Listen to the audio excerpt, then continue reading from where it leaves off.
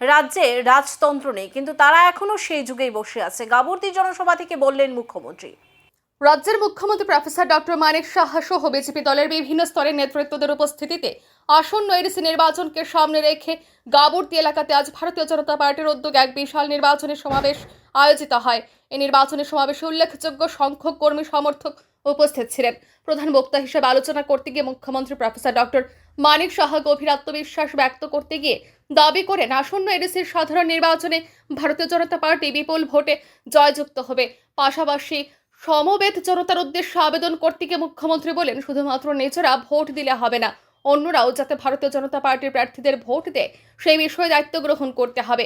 আজ আরও একবার মুখ্যমন্ত্রী নিজের আলোচনার মধ্য দিয়ে নাম না করে মথা সুপ্রিমো প্রদ্যোৎ কিশোর দেববর্মনকে তীব্র ভাষায় আক্রমণ করেন। মুখ্যমন্ত্রী দাবি করেন, কথায় কথায় থানসা বলা হয়, কথায় কথায় বিভিন্ন অভিনয়ের মাধ্যমে রাজ্যের জনজাতিদের বিভ্রান্ত করার প্রয়াস করা হচ্ছে।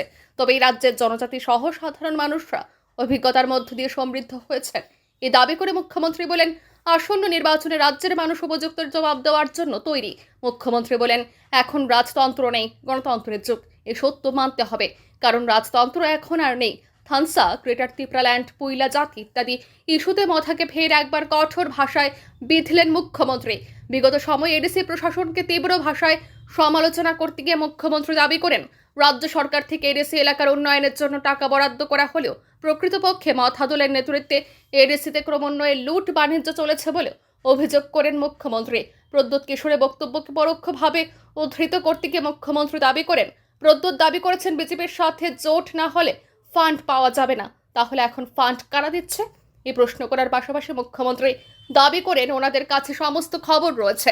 সার্বিকভাবে আজকের এই জনসভার মধ্য দিয়ে মুখ্যমন্ত্রী একদিকে যেমন প্রদ্যোৎ কিশোর সহ মথাকে তীব্র ভাষায় আক্রমণ করেছেন, ঠিক এর পাশাপাশি গভীর আশা প্রকাশ করেছেন আগামীতে এডিসি প্রশাসন বিজেপি নেতৃত্বে পরিচালিত হবে। এক্সটেন্ডেড ত্রিপুরাল্যান্ড চাই, আমাদের গ্রেটার ত্রিপুরাল্যান্ড চাই। আবার সে একই কথা, গ্রেটার ত্রিপুরাল্যান্ড কোথায়? বাংলাদেশ চলে যাবে। বাংলাদেশের কোথায় যাবেন? সেখানে আমাদের কক্সবাজার, চিটাগাং সেটা দখল করে নেবে। হবে এটা সম্ভব?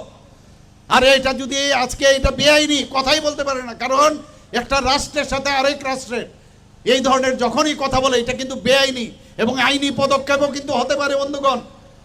কারণ যে কোনো রাষ্ট্রের সাথে আরেকটা রাষ্ট্রের তার একটা সুসম্পর্ক থাকে, তার একটা আইনি প্রচেষ্টা আছে। মানুষকে বোকা বানানোর জন্য বলছে কক্সবাজার দখল করে নেবে, এখানে চিটাগাং দখল করে নেবে। হয় এটা কোনোদিন সম্ভব? এই মানুষকে বোকা বানানোর জন্য আবার ত্রিপুরাল্যান্ড